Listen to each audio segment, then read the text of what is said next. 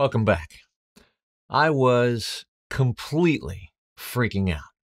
7 months into my full-time voiceover career, I lost my biggest and best client. One of my gateway clients, one of the ones that helped me make the leap to full-time voiceover. I had lost a huge client and I had never seen it coming. We had done 50 videos together. They loved me. They loved my work. We had a great relationship. I loved them. They would send me scripts. I would knock them out in a couple of hours. They would pay me within a couple of hours. My contacts, the people that I actually worked with, loved me.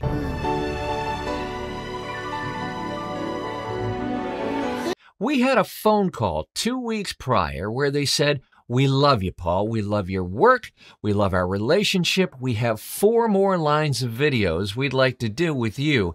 And then they said this, and this is an actual quote, "The work is virtually endless." 2 weeks later, they said, "Yeah, you know what? The CEO wants a younger sounding guy. Thanks for your time. Goodbye." Click. With that phone call, 50% of my income evaporated instantly. In most cases, if you're paying attention, you can see this stuff coming. I was paying attention, and I didn't see it coming. Hence, I was completely freaking out. I was a single dad, a one-income house. I had risked everything for voiceover. Not only that, but I had fled a job that not only I hated, but I knew I would be fired from and could not go back to. What in the hell was I going to do? Well, I'll tell you what I did, and I think it'll help you if the same situation or one similar ever happens to you. This is your VO crisis management plan. First, as a newer voice talent, as a newer business person, you're going to have fewer clients, and that will leave you vulnerable, and there's really no way around that in the beginning. Until you have enough eggs in your basket where losing a big egg doesn't throw things completely out of whack, that's just going to be the reality until your business matures. So your biggest priority, especially in the beginning, is going to be to grow and diversify your client portfolio as quickly as possible. Do not rest on your laurels with 1 or 2 big clients. You absolutely must continue to seek out new, recurring clients of all sizes. Now look, I'm not suggesting that you turn down large clients at this stage of the game.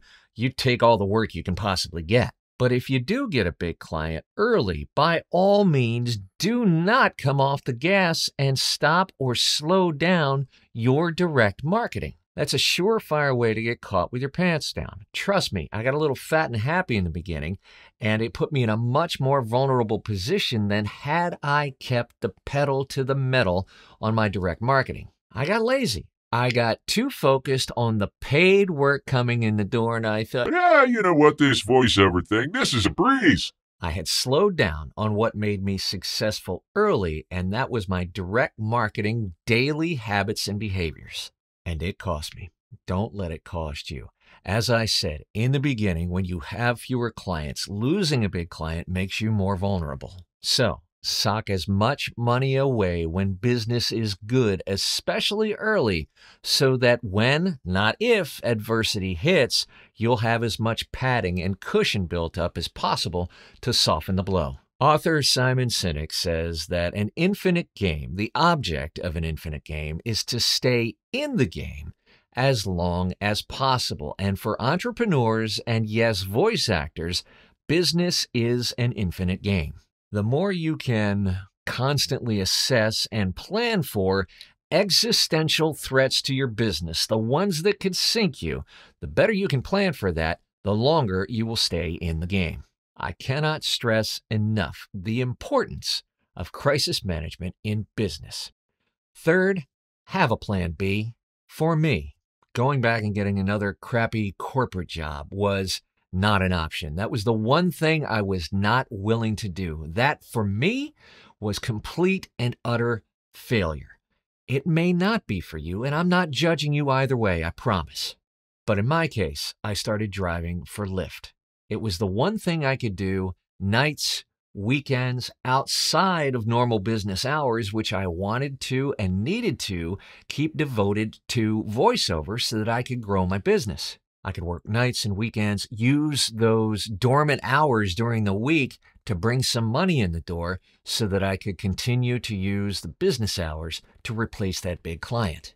It was more flexible than working at Home Depot, which I had done years earlier while I was building my book of business as a sales rep for another company. Maybe for you, it's a part-time job. Maybe it's another full-time job and you have to make voiceover a side hustle again. Whatever it is, the idea is to stay in the voiceover game. And fourth, you've got to start getting money in the door quickly. Now, if you watch my videos, you know me by now. I beat the drum of long-term recurring clients. Those are almost always better than one-off jobs. But those relationships take much longer to build than one-off jobs. Getting money in the door through auditions can bring in short and medium-term revenue while you're still working to build those relationships, which will ultimately bring in long-term recurring stable revenue, which will even out your business. This is one of the few times I recommend using the online casting sites, commonly known as the pay-to-plays. Now, to make this strategy work, you have to use a pay-to-play that has a high number of opportunities, a high number of jobs. You need the maximum number of audition opportunities that are right for you every day while you're still working to build those long-term relationships that lead to stable clients. Now, that said, many of the reputable pay-to-plays just don't have enough work, enough jobs to make this strategy worthwhile on their own. The one reputable pay-to-play that does is Voice123. That said, if you're new to Voice123.com and you don't book well early, that can sort of spiral and the algorithm can then end up working against you. So if you have the means to use multiple sites like VO Planet, like Cast Voices, like Bodalgo, you can use those together to get the kind of volume that you need as long as you can handle the fees that come along with multiple platforms. Now, I cannot in good conscience recommend Voices.com for reasons that I've pretty clearly laid out in some of my other videos. But your business is not my business.